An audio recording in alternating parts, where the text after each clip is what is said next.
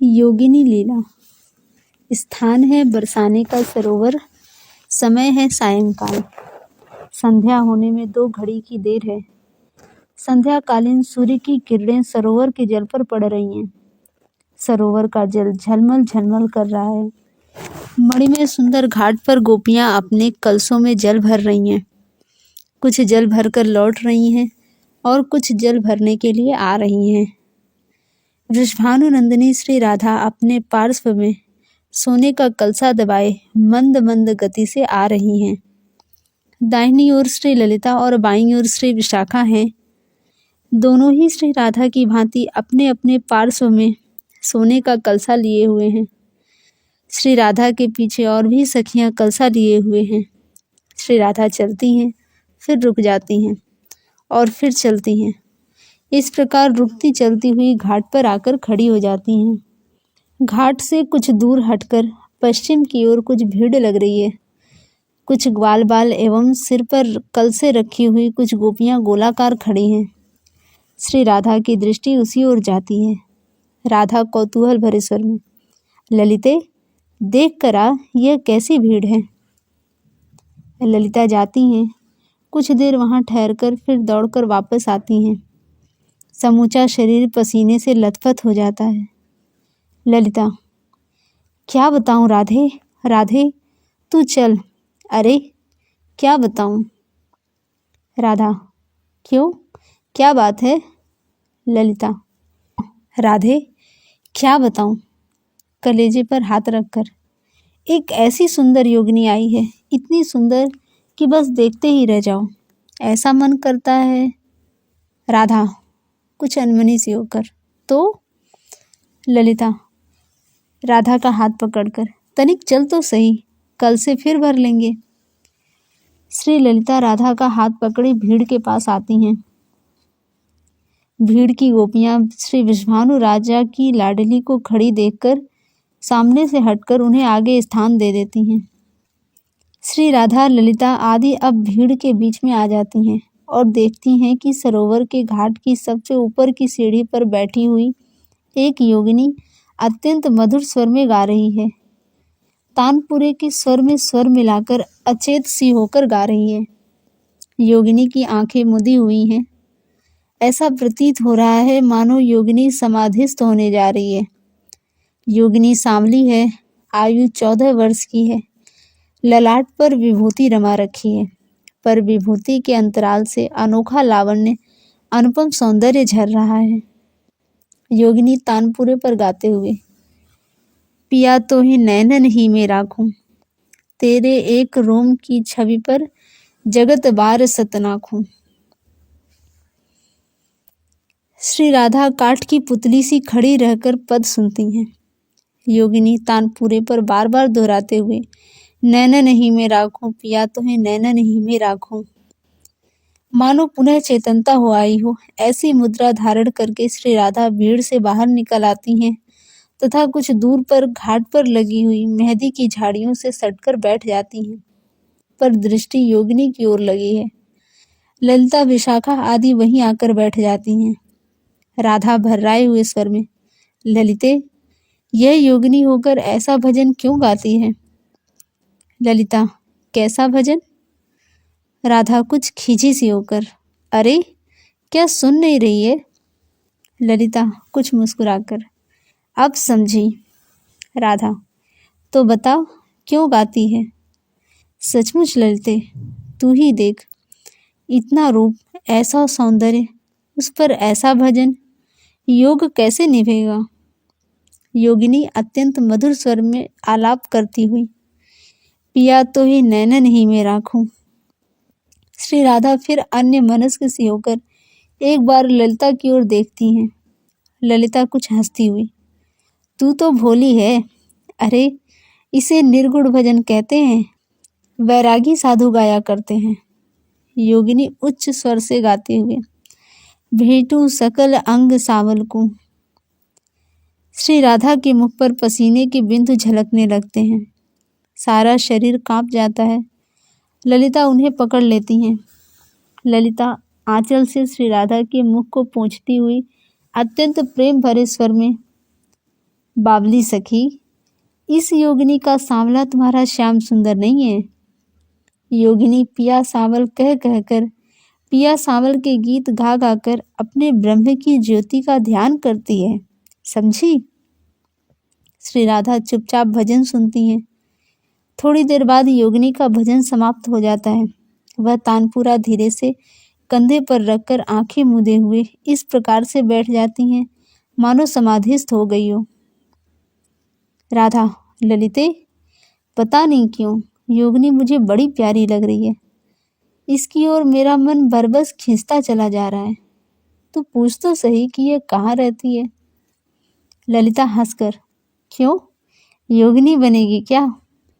राधा, ललिते, तू विनोद करती है और मेरा मन। ललिता अत्यंत प्यार से, रुष्ट मत हो, अभी पता लगाती हूँ। ललिता योगिनी के पास जाती है तथा हाथ जोड़कर घुटने टेक कर योगिनी के चरणों में प्रणाम करती हैं। योगिनी की आंख खुल जाती है तथा अलग अलग कहकर योगिनी गंभीर सांस लेती हैं। ललिता बड़ी विनय से, योगिनी मैया, कहाँ रहती हो। योगिनी, अलग अलग, तू जानकर क्या करेगी। ललिता, मेरी एक सखी है, उसकी तुम्हारे ऊपर बड़ी भक्ति हो गई है, इसीलिए वह जानना चाहती है। योगिनी, उसको आवश्यकता होगी तो अपने आप पूछ लेगी। ललिता, उसे लज्जा लगती है, इसीलिए मुझे भेजा है। योगिनी, अलग अलग, मैं कहाँ आ फंसी। योगिनी आंखें मूंद लेती है। ललिता कुछ देर प्रतीक्षा करती हैं, पर आंखें नहीं खोलने पर श्री राधा के पास चली जाती हैं। श्री राधा एकटक योगिनी को देखती हैं। राधा, अच्छा देख, मैं पता लगाती हूँ। श्री राधा योगिनी के पास जाती हैं। अब भीड़ कम हो जाने से श्री राधा की सखियां एवं 2-3 अन्य गोपियां बच रहती हैं। राधा कुछ क्रोध भरे एवं उपेक्षा भरे स्वर में, री योगिनी, तू कहाँ से आई है। आंखों में भरा है राग और स्वांग पहन लिया है वैराग्य का। योग निभने का नहीं है। योगिनी आंखें खोलकर देखने लग जाती है। राधा, आयु है थोड़ी, मन है कच्चा, और उस पर तूने पाया है यह अनुपम रूप, फिर ऐसा स्वांग क्यों लिया। योगिनी अलग अलग कहने लगती है। राधा, सच कहती हूँ, तुम्हारी आंखें कहती हैं कि तुम्हारे मन में कुछ चाह है, भोग की चाह और वेश वैराग्य का। क्या कहना है। योगिनी अलग अलग उच्च स्वर से पुकार उठती है। राधा उपेक्षा के स्वर में, योगिनी, अभी कुछ भी बिगड़ा नहीं है, चल मेरे साथ राजभवन में और सच बता दे कि तू क्या चाहती है। योगिनी अलग अलग करती हुई ठट्ठा मारकर हंस पड़ती है। उधर चित्रा धीरे से राधा को पकड़कर कुछ दूर ठेल देती हैं।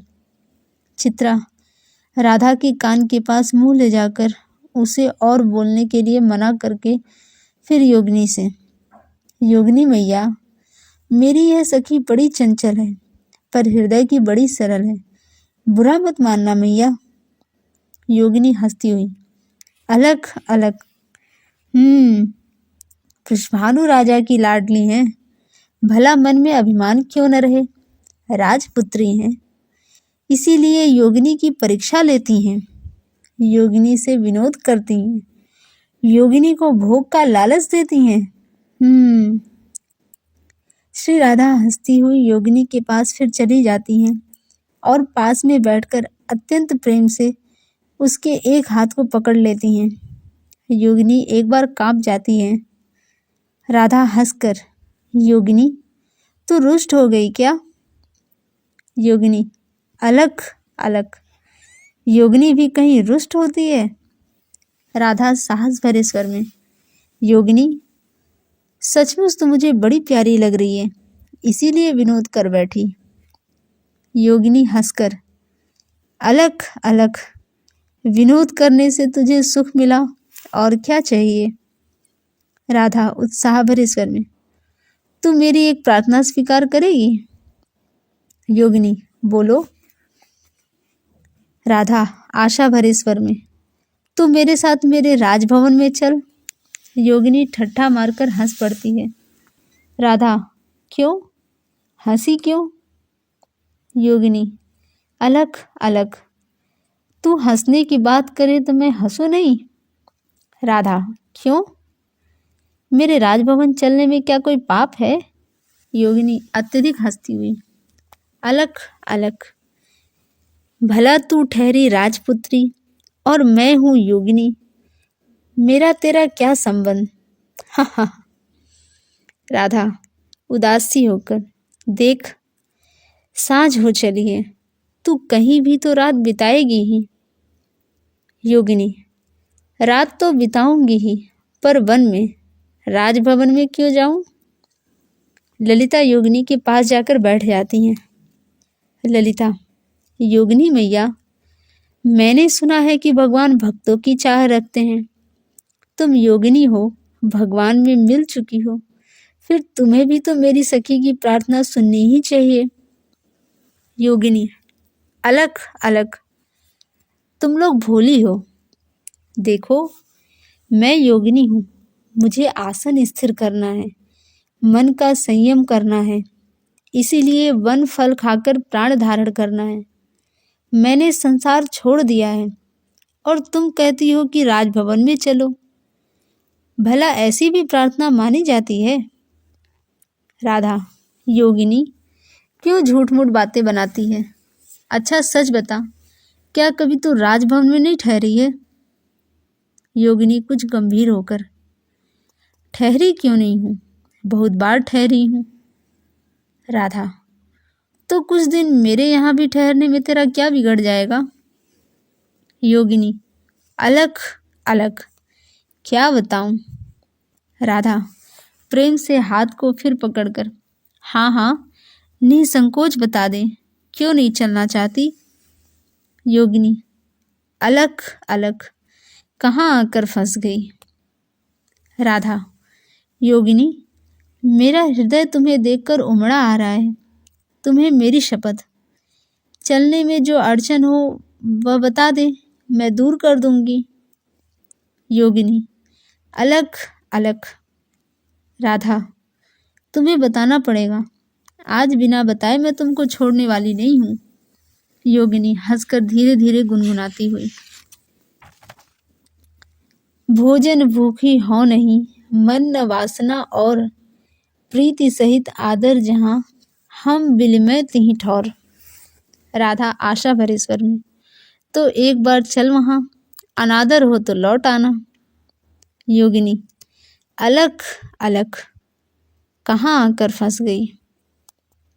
राधा ललिता को आंखों के संकेत द्वारा योगिनी की बाह पकड़ने के लिए कहकर, बस अब तो नहीं छोड़ूंगी, आज रात रात के लिए तो तुम्हें ले ही जाऊंगी।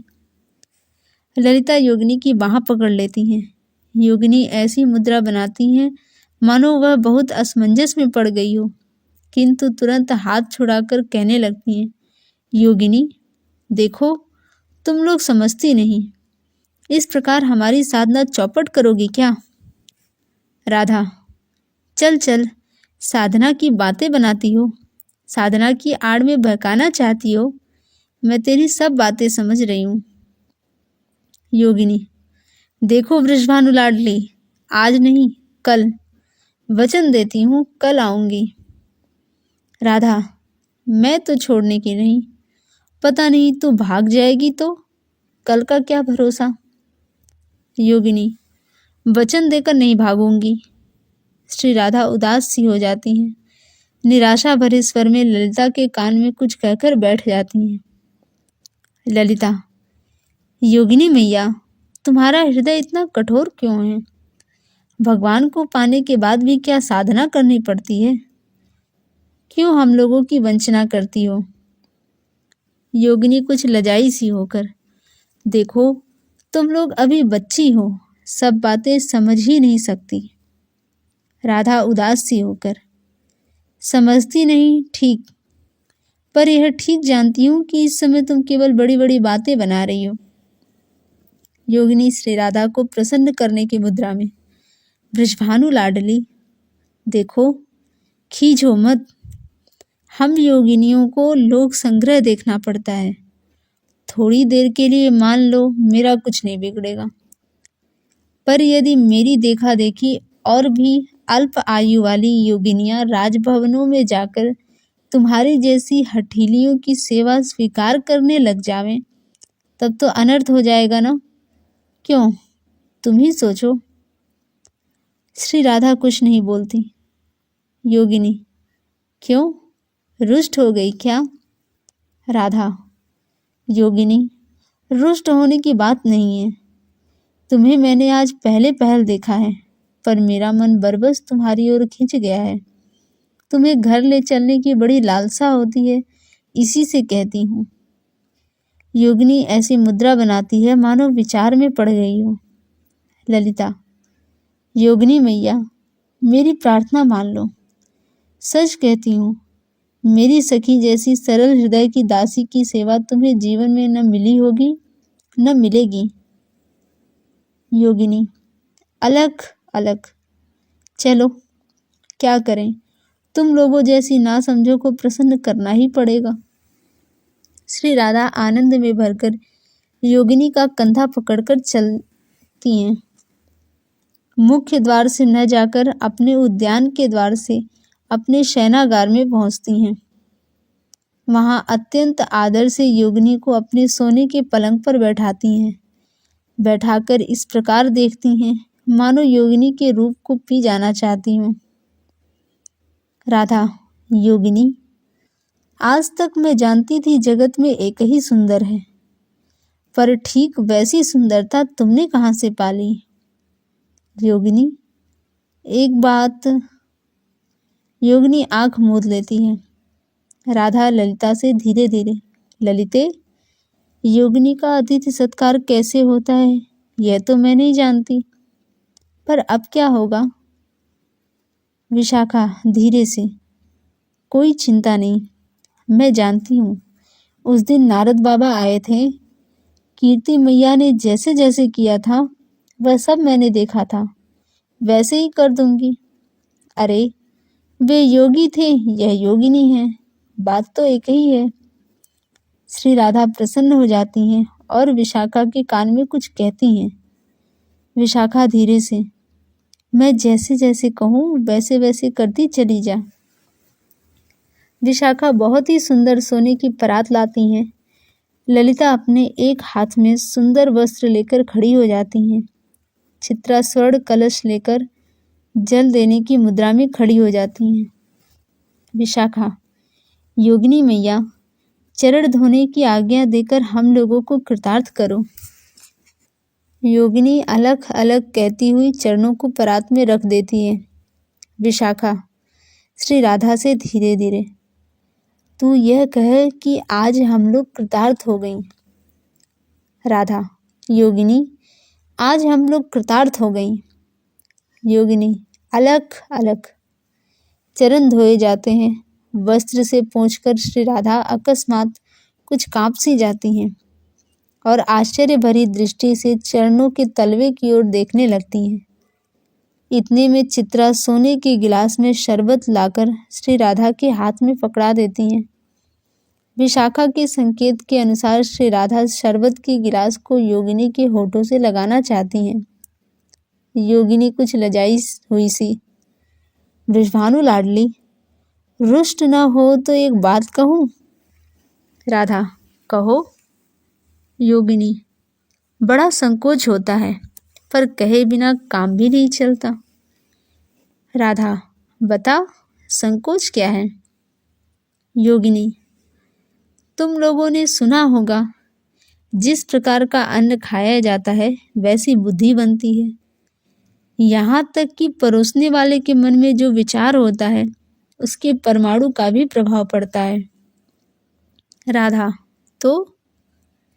योगिनी बहुत ही संकोच की मुद्रा बनाकर, रुष्ट मत होना, तू तो किसी पुरुष का ध्यान कर रही है। श्री राधा गिलास योगिनी के होठों से हटाकर ललिता के हाथ में दे देती हैं और कुछ लजाई सी होकर खड़ी रह जाती हैं। योगिनी हंसने लगती हैं। अरे हमें डर नहीं है, लाओ लाओ, मैं तो आग हूँ, मेरे में तो सब भस्म हो जाएगा। मैं तो तुमसे विनोद कर बैठी, बुरा मत मानना। श्री राधा उत्साह पूर्ण होकर गिलास पुनः ललिता के हाथ से लेकर योगिनी के होठों से लगाती हैं। राधा धीरे से ललिता के कान में, ललिते, यह तो मन की बात जानती हैं। ललिता कुछ टोह भरी दृष्टि से योगिनी की ओर देखकर, योगिनी मैया, हम लोगों को योग की कुछ बात सुनाओगी? योगिनी, अलख अलख, मैं भूल गई, मुझसे भूल हो गई। तुम लोगों ने समझा होगा योगिनी मन की बात जानती हैं। ओह, क्या करूं? अलख अलख। ललिता, मैया, हम लोग तो आपकी दासी हैं, दासियों पर तो दया होनी ही चाहिए। दासी के सामने अपने को छिपाना उचित नहीं है। योगिनी गंभीर होकर, छिपाने की बात नहीं, पर तुम लोग मुझे रात भर तंग करोगी जो। राधा ललिता के कान में, तू कह दे कि सर्वथा साधारण सी बात है जो हम लोग पूछेंगी, तंग नहीं करेंगी। ललिता, मैया, हम लोगों ने तंग करने के लिए थोड़े ही बुलाया है। तुम्ही ने जो कुछ कहा उसी के संबंध में कुछ पूछना चाहती हैं। योगिनी, पूछो। श्री राधा ललिता के कान में कुछ देर तक कुछ कहती हैं। ललिता, मैया, तुमने अभी कहा कि मेरी सखी किसी पुरुष का ध्यान कर रही है। क्या तुम योग से देखकर उसका रूप रंग बता सकती हो? योगिनी, अलख अलख, ये बातें तो बहुत साधारण हैं। ऐसी बातें मन चाहे जितनी पूछ सकती हो। अरे, मैंने सोचा था तुम लोग संभवतः। ललिता उत्साह से, नहीं नहीं, हम लोग केवल बस अपनी सखी की प्रियतम की बात ही पूछेंगे, और कुछ नहीं। योगिनी थोड़ी देर तक आंखें मूंदकर बैठी रहती हैं, फिर हंस पड़ती हैं। ललिता, हंसी क्यों? योगिनी, तुम्हारी सखी के प्रियतम का रूप रंग वर्णन करने के लिए ध्यान करके देखा तो बरबस हंस पड़ी। ललिता उतावली भरी स्वर में, क्यों, क्या बात है? वह इस समय क्या कर रहा है? योगिनी आंखें मूंदी रखकर, ओह, तुम्हारी सखी इतनी भोली और वह इतना धूर्त, क्या कहना, अच्छी जोड़ी मिली है। ललिता बड़ी उत्कंठा से, क्यों क्यों, क्या बात है? योगिनी हंसती हुई आंखें मूंदी रखकर ही, कुछ मत पूछो। बाहर से उसके रंग ढंग को देखकर लोग तो समझेंगे संसार से विरक्त है। कुछ ठहर कर, धूर्त की ऐसी धूर्तता, महान आश्चर्य। मन इतना रंगीला और बाहर ऐसा विराग, क्या कहना। श्री राधा ललिता सभी चकित होकर योगिनी की ओर देखती हैं। ललिता अतिशय उत्कंठित होकर, मैया, कुछ बताओ तो सही। योगिनी हंसकर, अरे क्या बताऊं, बाहर तो ऐसा बना है मानो जगत से सर्वथा विरागी है, और भीतर ही भीतर तुम्हारी सखी का ध्यान करते हुए एक पद गुनगुना रहा है। कुछ ठहर कर, उस रंगीले रसिक की बलिहारी, अच्छा, मेरा तानपुरा ला दे, मैं उसका वही पद सर्वथा उसी के स्वर में गाकर तुम लोगों को सुना देती हूँ। देख मेरे योग का प्रभाव। ललिता तानपुरा योगिनी के हाथ में पकड़ा देती हैं।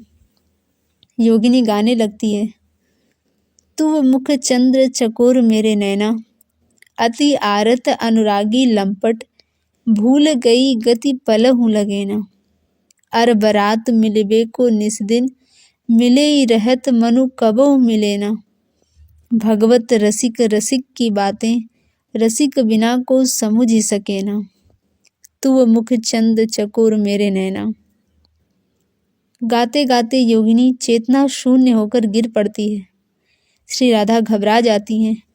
ललिता गुलाब पास लेकर योगिनी के मुख पर छींटा देने लगती हैं। इसी अस्त व्यस्तता में योगिनी के वस्त्र हट जाते हैं तथा कटी में छिपाई हुई मुरली दिखने लग जाती है। ललिता हंस पड़ती हैं। श्री राधा लजाकर कुछ अलग खड़ी हो जाती हैं। इतने में योगिनी उठ बैठती है। ललिता जोर से हंसने लगती हैं, पर योगिनी लजाई हुई कुछ नहीं बोलती। ललिता हंसकर, यह योगिनी बड़ी विचित्र है, जो पुरुष के रूप में बदल जाए। ऐसी योगिनी के दर्शन बड़े भाग्य से हुए। विशाखा योगिनी की साड़ी खींच लेती हैं। साड़ी खींचते ही योगिनी के स्थान पर श्याम सुंदर दिखने लग जाते हैं। तोड़ मरोड़ कर छिपाया हुआ मुकुट नीचे गिर पड़ता है। चित्रा उठाकर उसे अपने सिर से लगाकर उनके सिर पर बांध देती हैं। श्री राधा उनके चरणों को पकड़कर हंसती हुई बैठ जाती हैं तथा निर्निमेष दृष्टि से देखती रह जाती हैं। इतने में ललिता भोजन का थाल लाती हैं। आसन बिछाया जाता है। सखियां श्याम सुंदर को भोजन कराती हैं। श्री राधा अपने हाथों से परोसती हैं तथा ललिता योगिनी बने हुए श्याम सुंदर के तानपुरे को कंधे पर रखकर भोजन का पद गाती हैं। जय जय श्री राधे।